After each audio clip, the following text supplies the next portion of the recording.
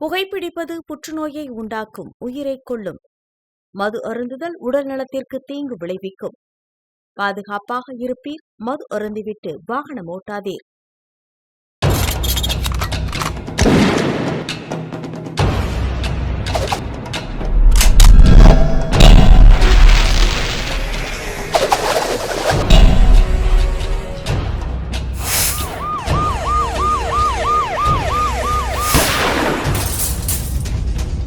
கோப்பியம், உண்மையும் பின்னணியும்.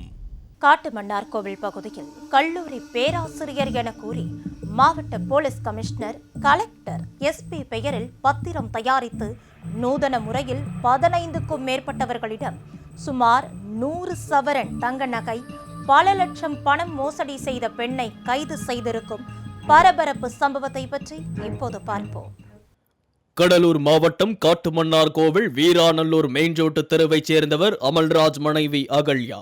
இவர் தற்போது கணவனை பிரிந்து வாழ்ந்து வரும் நிலையில் காட்டுமன்னார்கோவில் பகுதியில் உள்ள தனியார் வங்கி, மகளிர் சுய உதவிக்குழு உள்ளிட்ட பெண்கள் அதிகம் கூடும் இடங்களில் தினம்தோறும் நின்று கொண்டு நகைகளை மீட்க வரும் பெண்களை குறிவைத்து அவர்களிடம் தான் சிதம்பரத்தில் உள்ள புகழ்பெற்ற கல்லூரியில் பேராசிரியராக பணியாற்றி வருவதாகவும், எனக்கு தெரிந்த நபர் ஒருவரிடம் கோடிக்கணக்கான கருப்பு பணம் உள்ளதாகவும், அதனை பெற்று பல்வேறு நபர்களுக்கு வட்டியில்லாத கடனாக பெற்றுத் தருவதாகவும் ஆசை வார்த்தை கூறி உள்ளார். அவரின் ஆசை வார்த்தைக்கு மயங்கி இதனை நம்பிய பல பெண்களிடம் பல லட்சம் கடன் பெற்று தருவதாக உறுதியளித்து உள்ளார். மேலும் உங்கள் நகைகளை எங்களிடம் கொடுத்தால் 3 மாதங்களுக்கு வட்டி இல்லை எனவும், எந்த நகைகளை மாவட்ட ஆட்சியர் அலுவலகத்தில் பத்திரமாக வைத்திருப்போம் என கூறி மாவட்ட ஆட்சியர், மாவட்ட காவல் கண்காணிப்பாளர் என உயர் அதிகாரிகள் கையெழுத்து போட்ட போலி பத்திரத்தை காட்டி ஏமாற்றி உள்ளார்.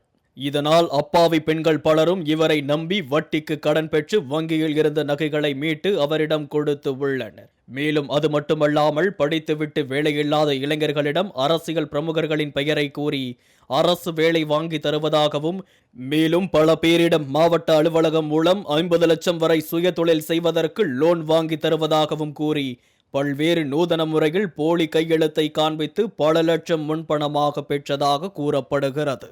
இப்படி கடந்த 2 வருடங்களாக ஏமாற்றி வந்த இவரை நம்பி ஏமாற்றமடைந்த பெண்கள் மற்றும் இளைஞர்கள் அவரிடம் நகை பணத்தை கேட்டு உள்ளனர். அப்போது பல போலியான கதைகளை கூறி அவர்களை சமாதானம் செய்து வந்து உள்ளார். இதனையடுத்து ஏமாற்றமடைந்த சுமார் 12 நபர்கள் காட்டுமன்னார்கோவில் காவல் நிலையத்தில் புகார் அளித்து உள்ளனர்.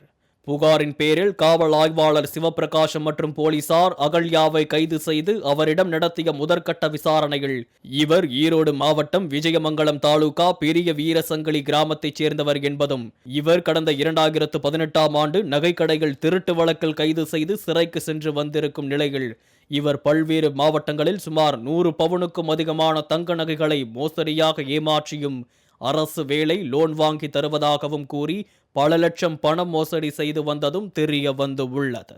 இதனையடுத்து போலீசார் அவரை கைது செய்து தீவிர விசாரணை மேற்கொண்டு வரும் நிலையில் இந்த சம்பவம் அப்பகுதியில் பெரும் பரபரப்பை ஏற்படுத்தி உள்ளது.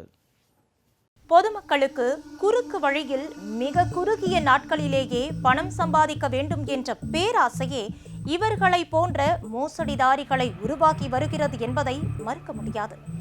ஆகவே பொதுமக்களாகிய நாம் இவர்களை போன்றவர்களை அடையாளம் கண்டு எச்சரிக்கையாக இருக்க வேண்டும் என்பதோடு காவல்துறையும் இவர்கள் போன்ற மோசடி நபர்களின் மீது கடுமையான நடவடிக்கை எடுக்க வேண்டும் என்பதே அனைவரின் கோரிக்கையாக உள்ளது. மீண்டும் நாளை மேலும் பல பரபரப்பு சம்பவங்களை பற்றி பார்க்கும் வரை உங்களிடமிருந்து விடைபெறுவது லாவண்யா ஸ்ரீனிவாசன்.